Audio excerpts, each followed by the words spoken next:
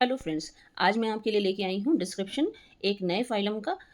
Guess कीजिए उस phylum का नाम। फाइलम का नाम है फाइलम प्लेटीहेल्मिन्थीज। क्योंकि अभी तक हम ऑलरेडी 3 फाइलम्स का डिस्क्रिप्शन अच्छे से पढ़ चुके हैं, उनके इंपॉर्टेंट कैरेक्टरिस्टिक्स पढ़ चुके हैं और यही इंपॉर्टेंट है कैरेक्टरिस्टिक्स आपके पीजीटी के एग्जाम्स में आने के लिए। इसका बहुत ज़्यादा डिस्क्रिप्शन आपसे नहीं पूछा जाएगा, कुछ की फीचर्स पूछे जा सकते हैं, है ना। तो वही की फीचर्स ही मैं आपके लिए लेकर आ रही हूँ। तो फ्रेंड्स, आज प्लेटीहेल्मिन्थीज के बारे में पढ़ेंगे। सबसे पहले हमें ये जानना चाहिए कि प्लेटीहेल्मिन्थीज नाम कैसे पड़ा। प्लेटी मीन्स फ्लैट और हेलमिन्ट्स, हेलमिन्ट्स का मतलब है वर्म। प्लेटी हेलमिन्थीज फ्लैट वर्म्स, ऐसे वर्म्स, ऐसे क्रिएचर्स, एनिमल्स, ऑर्गेनिजम्स जो कि फ्लैट हैं।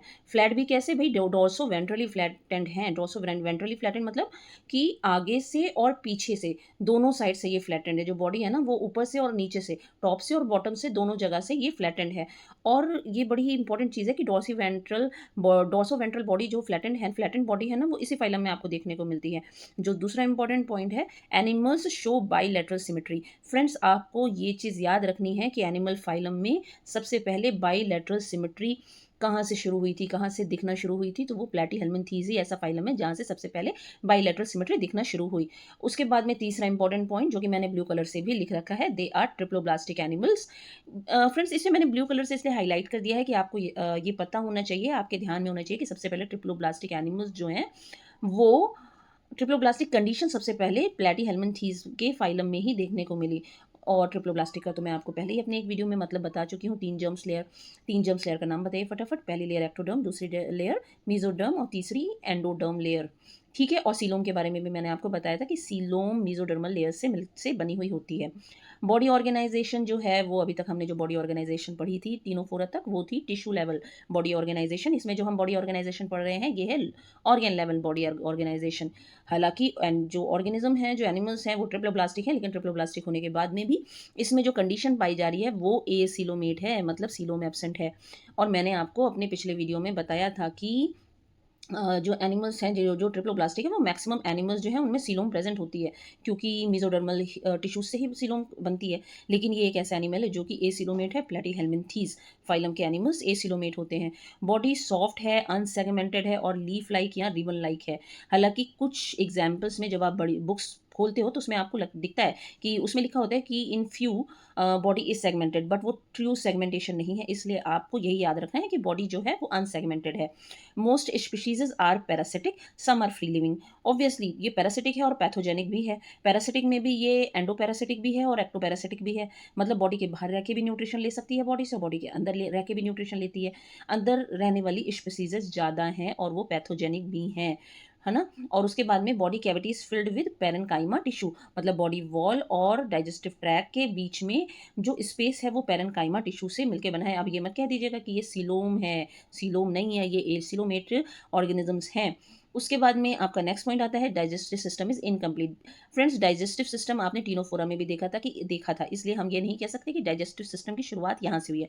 डाइजेस्टिव सिस्टम की शुरुआत हुई है टीनोफोरा से। वहाँ पे भी माउथ प्रेजेंट है, यहाँ पे भी माउथ प्रेजेंट है। डाइजेस्टिव सिस्टम यहाँ पे इनकम्प्लीट है और माउथ प्रेजेंट है, एनस एब्सेंट है। सर्कुलेटरी सिस्टम डेफिनेटली एब्सेंट है। अभी आगे के फाइलम्स में आपको सर्कुलेटरी सिस्टम दिखेगा। रिस्पायरेटरी सिस्टम भी एब्सेंट है। रिस्पायरेशन जो होता है वो डिफ्यूजन के थ्रू ही होता है। Excretion through flame cells. Excretion जो हो रहा है फ्रेंड्स, वो फ्लेम सेल्स की हेल्प से हो रहा है। बहुत ही इंपॉर्टेंट पॉइंट है, इसे टिक कर लीजिए, इंपॉर्टेंट, इसे कहीं नोट कर लीजिए, क्योंकि एग्जाम में ये आ सकता है कि फ्लेम सेल्स किस फाइलम का कैरेक्टरिस्टिक फीचर है। प्रोटोनेफ्रीडिया भी इसे कहते हैं। Nervous system is ladder like. Nervous system जो है वो लैडर लाइक है ना। और नर्वस सिस्टम भी सबसे पहले इसी फाइलम में दिखाई दिया है। It consist of cerebral ganglia, जिसे कि ब्रेन कह रहे हैं, longitudinal nerve cord and transverse connection. उसके बाद में नेक्स्ट पॉइंट है reproduction is mainly hermaphrodite, monoecious. Sexual reproduction ही कॉमन है पैरासाइट्स में। ए सेक्सुअल रिप्रोडक्शन तो भाई प्लेनेरिया में मिलता है। रक्त बीज की कहानी सुनी है ना, उसका रक्त जहाँ जहाँ गिरता था वहाँ से एक नया रक्त बीज उत्पन्न हो जाता था, वैसे ही प्लेनेरिया है। प्लेनेरिया के बॉडी को जितने भी फ्रेगमेंट्स में तोड़ दो, हर फ्रेगमेंट एक नई बॉडी को बना लेगा, होल बॉडी, पूरी की पूरी बॉडी बना लेगा।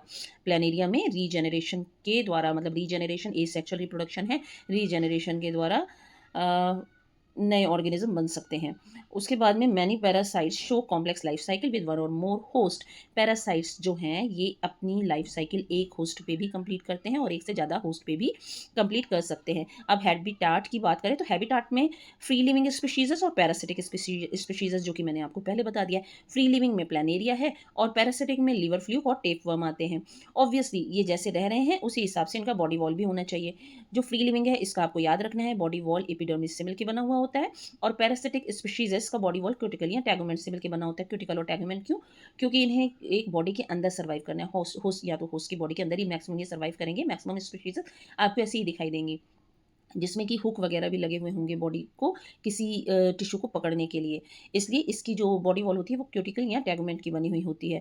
अब लाइफ साइकिल की बात करते हैं भाई। पैरासाइट अभी मैंने आपको बताया कि ये एक या एक से ज़्यादा होस्ट पे अपनी लाइफ साइकिल कंप्लीट कर सकता है ना, अपना जीवन चक्र कंप्लीट करते हैं। तो अब लीवर फ्लूक की बात कर लें तो लीवर फ्लूक में snail as an intermediate host, इसका इंटरमीडिएट होस्ट स्नेल है।